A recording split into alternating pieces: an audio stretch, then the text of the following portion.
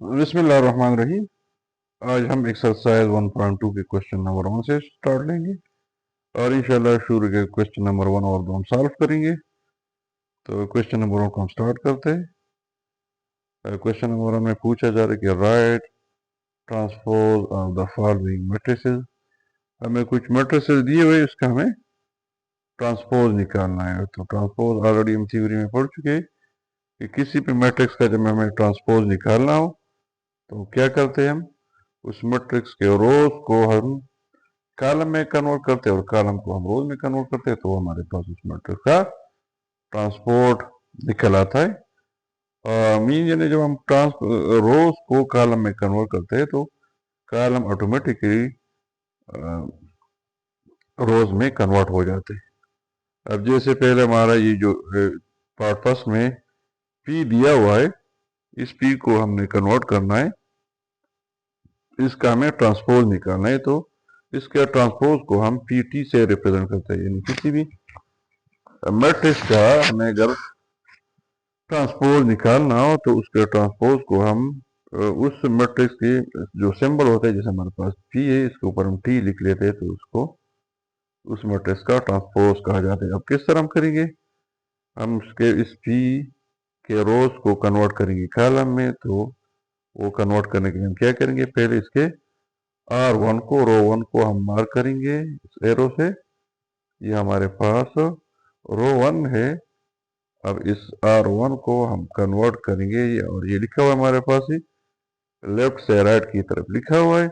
अब इसको हम कॉलम में कन्वर्ट करेंगे, और कॉलम में कन्वर्ट करने के हमारे पास ये कि इसको हम टॉप से बॉटम की तरफ लिखेंगे। तो टॉप से बॉटम की यहाँ पे ये लिखा हुआ है 1 2, यानी हमारे पास ऊपर ये रो की शक्ल में 1 2 2 था, और इसको हमने कॉलम की शक्ल में यहाँ पे 1 और 2 यहाँ पे लिखा हुआ है। ठीक है।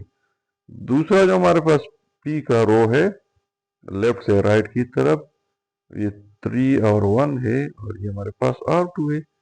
इस R2 को हम कन्वर्ट करेंगे C2 में, और यहाँ पे हमने कन्वर्ट किया हुआ है टॉप से बॉटम की तरफ, मैंने लिखा हुआ 3 और 1, और ये हमारा C2 कहलाता है। ठीक है। अब यहाँ पे हमने क्या किया कि P हमारे पास जो ये P है, इस P का हमने रो फर्स्ट को हमने कॉलम फर्स्ट में कन्वर्ट कर लिया, इस तरह इसके रो 2 को हमने कॉलम 2 में कन्वर्ट कर लिया। तो इस हमारे पास हमने P का ट्रांसपोज PT निकाल लिया है। दूसरा जो पार्ट है हमारे पास जो दिया हुआ है, क्यों दिया हुआ है, इस क्यों का हम ट्रांसपोज निकालेंगे। यहाँ पे हमने निकाला हुआ है, किस तरह निकाला हुआ है देखते हैं वन बाय वन। तो हमारे पास जो क्यों है, इसका पहला रो हमारे पास ये है, LM है। अब इस LM ये लेफ्ट से राइट की तरफ लिखा हुआ है, तो इसको हमने कन्वर्ट किया है टॉप से बॉटम की तरफ। ये LM हमने टॉप से बॉटम की तरफ लिखा हुआ है, जो कि हमारे पास कॉलम 1 बन जाता है। और ये हमारा पहले क्योंकि सूरत में R1 था, मीन्स मैंने रो को कन्वर्ट किया, रो 1 को कॉलम 1 में कन्वर्ट किया हुआ है। इस तरह मेरे पास जो दूसरा रो है दैट इज NP, और ये R2 है। अब इस R2 को मैं कन्वर्ट करूंगा C2 में, और मैं टॉप से बॉटम की तरफ लिखूंगा। तो NP मैंने टॉप से बॉटम की तरफ लिखा हुआ है, और ये मेरे पास C2 आ रहा है। ठीक है। तो इस तरह हमारे पास जो क्यों का ट्रांसपोज है क्यों टी, वो हमने यहाँ पे लिखा हुआ है। ठीक है। आगे बढ़ते हैं पार्ट नंबर 3 की तरफ। पार्ट नंबर 3 में हमें दिया हुआ है R में सिर्फ एक ही एलिमेंट है, इसका हमें RT ने ट्रांसपोज RT निकालेंगे। तो किस तरह निकालेंगे, इसको रो को कन्वर्ट करना है कॉलम में। अब चूंकि एलिमेंट एक ही है, तो इसका जो पोजीशन R में बन रही है वो RT में बन रही है, तो फर्क कोई नहीं पड़ रहा। बहरहाल ये हमारे पास R का RT है, यानी R का हम यहाँ पे ट्रांसपोज निकाला हुआ है। आगे बढ़ते हैं क्वेश्चन पार्ट नंबर 4 की तरफ।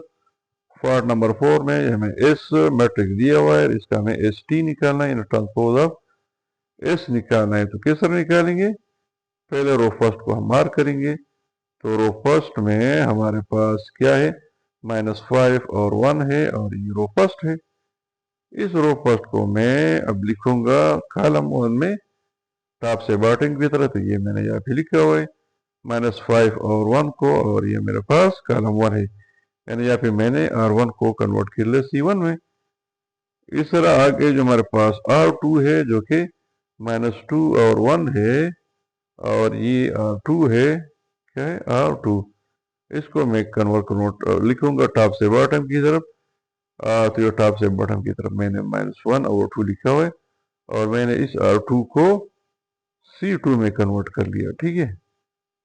तीसरा जो रो है हमारे पास 4 और 4 है, लेफ्ट से राइट की तरफ लिखा हुआ है, इसको मैं टॉप से टू बॉटम लिखूंगा।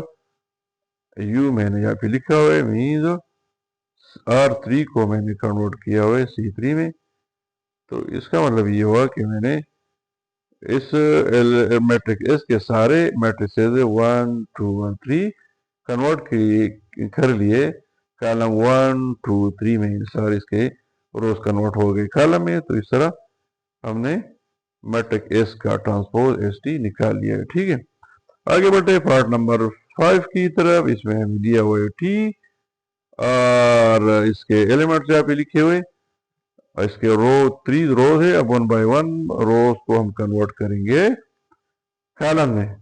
तो ये हमारे पास R1 है, इस R1 को हम क्या करेंगे, ये R1 हमारे पास है, इसको हम कन्वर्ट करेंगे कॉलम 1 में। तो कॉलम 1 में यहाँ पे हमने कन्वर्ट किया हुआ है, और यही सेम हमने एलिमेंट लिखे, जैसे हमारे पास ये रो 1 6 7 और 8 है ना, तो यहाँ पर भी हमने 6 7 और 8 लिखा हुआ है। अब दूसरा रो इसका देखते हैं। दूसरा रो मेरे पास 13 1 और 3 है, और ये क्या है, R2 है। इस R2 को हम कन्वर्ट करेंगे रो 2 में, ये यहाँ पे हमने लिखा हुआ है, और ये हमारे पास C2 है। अब देखते हैं कि R2 और C2 इनके एलिमेंट आपस में बराबर है, हमने लिखे हुए नहीं है। तो ये यहाँ पे हमारे पास 13 है, यहाँ पर B13 है, यहाँ पे 1 है, यहाँ पे B1 है, यहाँ पे 3 है, और यहाँ पर भी 3 है, मीन्स हमने R2 को कन्वर्ट किया है C2 में। अब तीसरा हम रो देखते हैं कि हमारे पास क्या है, 2 4 5 है, और इसको हमने यहाँ पे 2 4 5 कॉलम 3 की शक्ल में लिखा हुआ है। तो इस तरह हमने जो हमारे पास मैट्रिक्स टी है, इसका हमने टी ट्रांसपोज ऑफ टी निकाला हुआ है, ठीक है।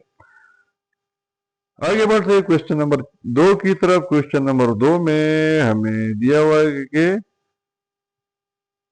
which of the following matrices are transpose of each other।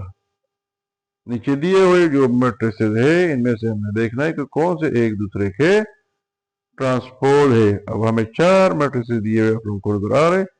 इसमें ए और बी, ए और बी की शक्ल में लिखे हुए, जबकि सी और डी ये नंबर्स की शक्ल में लिखे हुए। इसका मतलब ये हुआ कि हम ए को कंपेयर करेंगे बी के साथ, और सी को कंपेयर करेंगे डी के साथ। पहले हम क्या करेंगे, जो एक ट्रांसपोज निकालेंगे, फिर उस दूसरे मैट्रिक्स के साथ कंपेयर करेंगे। इस तरह दोनों में यही करेंगे। तो चलो देखते हैं, अब 1 बाय 1 करते हैं इसको सॉल्व। तो सबसे पहले हम लेंगे ए बी को। तो यहाँ पे हमने जिस तरह में दिया हुआ है, हमने यहाँ पे ए जो ए और बी को लिखा हुआ है। अब हमने क्या करना है कि ट्रांसपोज हमने निकालना है ए का। इस ए का हम ट्रांसपोज निकालेंगे। ट्रांसपोज किस तरह निकालेंगे, रोज को कन्वर्ट करेंगे कॉलम में। फिर इस का जो ट्रांसपोज हम निकालेंगे उसको हम चेक करेंगे बी के साथ, और देखेंगे कि ये आपस में बराबर है कि नहीं है। चलो देखते हैं कि ए का ट्रांसपोज हमने यहाँ पे निकाला हुआ है। तो इसको किस तरह निकाला हुआ है ये देखते हैं। अब हम ये ए के चूंकि रोज कन्वर्ट करना है सी में, तो रो को हमने मार्क करेंगे। तो ये पहला रो है इसका A1 A2, इसको हम कन्वर्ट करेंगे C1 में। तो यहाँ पे हमने ये C1 में A1 A2 को यहाँ पे लिखा हुआ है, ठीक है। दूसरा जो हमारे पास रो है वो है ए का B1 B2 है। इस B1 B2 को हम C2 में कन्वर्ट करेंगे। तो ये C2 में हमने यहाँ पे लिखा हुआ है। अब हम क्या करेंगे, इस ए टी को हम कंपेयर करेंगे बी के साथ कि आई आपस में बराबर है कि नहीं है। तो चलो चेक करते हैं। हमारे पास बी में पहला रो A1B1 है, जबकि A में भी A1B1 है। इस तरह B में हमारे पास जो दूसरा रो है वो A2B2 है, और A में भी हमारे पास A2B2 है। तो इसका मतलब ये हुआ कि हमारे पास जो A का ट्रांसपोज है, ये जो हमने निकाला है, ये बराबर है B के। तो ये यहाँ पे हमने लिखा हुआ है कि AT is equal to B। आगे बढ़ते हैं, आप देखेंगे कि आया C का ट्रांसपोज D के बराबर है कि नहीं है। तो सबसे पहले हम ये जो C हमें दिया हुआ है और D हमने ऐसे लिखे हुए, अब हम C का ट्रांसपोज निकालेंगे। तो C का ट्रांसपोज उसी तरीके से हम निकालेंगे कि रोज को हम कन्वर्ट करेंगे कॉलम में। तो पहले रो 1 को मैं मार्क करता हूँ, मेरे पास ये है, इसको मैं कन्वर्ट करता हूँ, ये रो 1 है हमारे पास, इसको कन्वर्ट करता हूँ मैं C1 में, और C1 मेरे पास ये है। तो C1 मैंने यहाँ पे R1 मेरे पास जो मेंबर है वो है इसके एलिमेंट से -3 1 -1, इसको मैंने यहाँ पे लिखा हुआ -3 1 -1, ठीक है। अब इसका कॉलम रो नंबर 2 मार्क करते हैं, फिर उसको कन्वर्ट करते हैं कॉलम में। तो रो 2 इसका 4 to 7 है, इस 4 to 7 को हमने कॉलम में कन्वर्ट किया हुआ, यहाँ पे लिखा है 4 to 7। अब कंपेयर करते हैं इस CT को D के साथ कि ये CT D के बराबर है कि नहीं है। तो चलो रो वाइज चेक करते हैं। रो वाइज जब एक जैसे होंगे तो इसका मतलब कॉलम वाइज भी वो सेम होंगे, इट मीन्स के आपस में फिर बराबर होंगे। तो अभी देखते हैं वन बाय वन। जैसे रो फर्स्ट हमारे पास -3 और 4 है, इसका मतलब, और इसका भी -3 और 4 है, तो रो 1 दोनों के बराबर है। रो 2 देखते हैं, इसका D का हमारे पास 1 और 2 है, और CT में भी 1 और 2 है, इट मीन्स आपस में बराबर है। D का रो 3 हम देखते हैं क्या है, हमारे पास -1 और 7 है, और CT में भी -1 और 7 है, इट मीन्स कि CT हमारे पास बराबर है D का। तो ये यहाँ पे हमने लिखा है कि हमारे पास C का ट्रांसपोज D के बराबर है। तो चलो आज के लिए इतना काफ़ी है।